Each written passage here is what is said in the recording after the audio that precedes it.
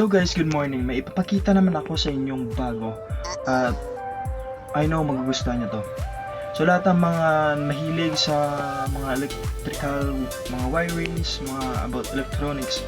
So ngayon ay bubuksan natin to. Ito ay isang computer power stabilizer. So power supply siya at meron siyang extension or outlet, 4 outlet. So tingnan natin kung ano nasa loob dito. Let's go. So, ito na guys. So, syempre kailangan natin ng screwdriver. So, ito na. Punin natin tong tanggalin natin to. Yung screwdriver sa kabila at dito rin.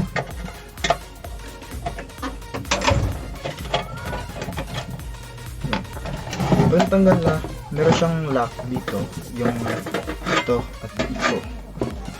So, tignan natin ito.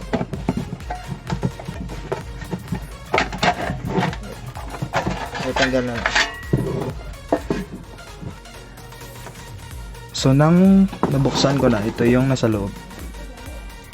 Tignan natin, ito yung switch, yung power supply or transformer. Meron siyang fuse at yung 4 na outlet. So meron din siyang mga piyesa, resistor at isa din siyang purpose niya ay siya yung kumokontrol ng power kapag meron ditong nakasaksak na computer, at pag magba-burn out at biglang bumalik yung electricity, siya yung mag-control para hindi mabigla mapunta yung malakas na power sa computer na nakasaksak dito. So siya yung nag-control at mas maganda pag meron ka nito dahil hindi madaling masira yung computer mo pag meron ka nito. So yun lang yung nasa loob. Power supply,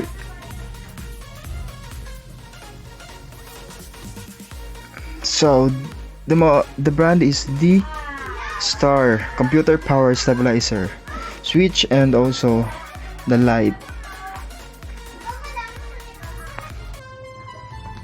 So yun na lahat.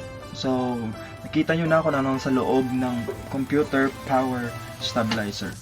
So subscribe, hit the notification bell para updated kayo sa bagong video ko. So thank you, God bless.